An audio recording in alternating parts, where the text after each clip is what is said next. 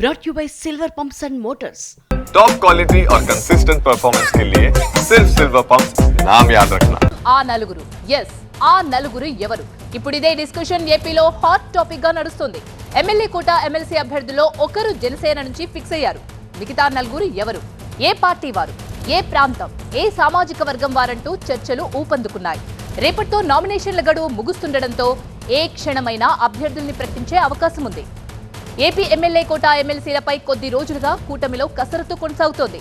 5 ఒక స్థానాన్ని మిత్రపక్షం జనసేనకు కేటాయించారు. మిగతా 4 స్థానాల కోసం టీడీపీలో తీవ్ర పోటీ నెలకొంది. దాదాపు 30 మంది పోటీ పడుతున్నారు. అయితే సీనియర్లకు అవకాశం ఇచ్చే ఆలోచనలో టీడీపీ ఉన్నట్టు తెలుస్తోంది. బీసీ ఎస్సీలతో పాటు ఒక ఓసీకి అవకాశం ఇస్తారన్న ప్రచారం జరుగుతోంది.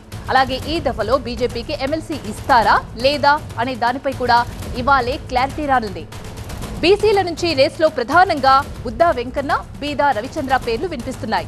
అలాగే ఎన్నికలకు ముందు ఎమ్మెల్సీలకు రాజీనామా చేసి టీడీపీలో చేరిన జంగా కృష్ణమూర్తి పేరు పరిశీలనలో ఉందంటున్నారు. రెడ్డి సుబ్రహ్మణ్యంతో పాటు మాజీ మంత్రి, సీనియర్ నేత కేఈ ప్రభాకర్ కూడా రేస్లో ఉన్నారు.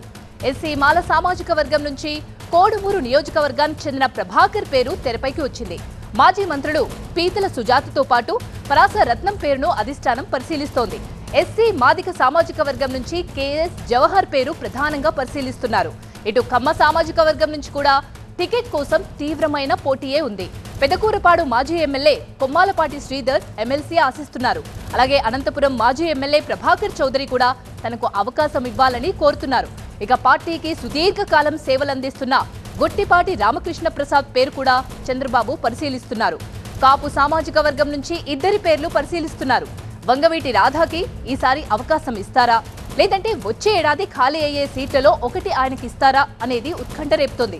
అలాగే ఎమ్మెల్సీగా ప్రస్తుతం టర్మ్ లో రిటైర్ అవుతున్న అషేక్ బాబు రెన్యూల్ కోరుతున్నారు. అయితే అధిష్టానం మరో ఛాన్స్ ఇస్తుందా లేదా అనేది తెలియాల్సి ఉంది.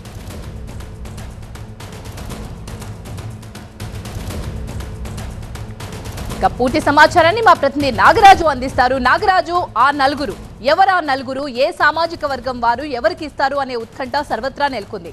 మరి ఏ సామాజిక వర్గం వారికి ఇస్తారు, ఎలా ఇస్తారు, పూర్తి అప్డేట్స్ ఏంటి? ఎమ్మెల్యేల కోటాకు సంబంధించి 4 ఎమ్మెల్సీలు కూడా ఇప్పుడు దక్కే అవకాశం ఉండడంతో టీడీపీలో తీవ్ర పోటీ నెలకొందని చెప్పాలి. మరొక వైపు టీడీపీతో పాటు మిత్రపక్షమైన బీజేపీ కూడా ఒక స్థానాన్ని ఆశిస్తుండటంతో అభ్యర్థుల ఎంపిక అనేది మాత్రం కత్తి మీద సాములా మారింది. అయితే తీవ్ర పరిశీలన అయితే జరుగుతూ ఉంది. ఎవరెవరికి ఇవ్వాలి అనే దాని మీద అనేక కోణాల్లో కూడా ఈ ఆలోచనలు అయితే కొనసాగుతూ ఉన్నాయి. చంద్రబాబు ప్రధానంగా సీనియర్లకి ఈసారి ఇవ్వాలి అనేది ఒక రూల్గా పెట్టుకున్నట్లుగా తెలుస్తుంది. దాని ప్రకారం సీనియర్లు గతంలో ఎవరైతే మండలిలో పనిచేశారో వాళ్ళలో అవకాశాలు వచ్చే అవకాశం ఎక్కువగా కనిపిస్తూ ఉంది. అయితే సామాజిక వర్గాల వారీగా పెద్ద ఎత్తున కసరత్తు జరుగుతుండటంతో ఏ సామాజిక వర్గానికి వస్తుంది, అలాగే ఓసీ, బీసీ, ఎస్సీ ప్రధానంగా ఈ 3 కేటగిరీల నుంచి కూడా ఒక్కొక్క అభ్యర్థిని ఎంచుకునే అవకాశం ఉంది అనేది కూడా తెలుస్తుంది. కాబట్టి ప్రధానంగా ఓసీల నుంచి అయినట్టయితే కాపు సామాజిక వర్గానికి సంబంధించి ప్రధానంగా కనిపిస్తుంది కూడా 2 కనిపిస్తూ ఉన్నారు. కాబట్టి కాపు సామాజిక వర్గంలోని ఎవరైతే ఉన్నారో అశోక్ బాబు లేదా అదేవిధంగా రాధా కూడా ఇచ్చే అవకాశం కనిపిస్తుంది. మిగతా పేర్లన్నీ కూడా పరిశీలన ఉన్నాయి. ఏ సమయంలో అయినా జాబితా వచ్చే అవకాశం అయితే కనిపిస్తుంది. ఈ రాత్రికి లేదా రేపు ఉదయానికి మాత్రం జాబితా ఖచ్చితంగా వచ్చే అవకాశాలు కనిపిస్తున్నాయి. Right, thanks for the update.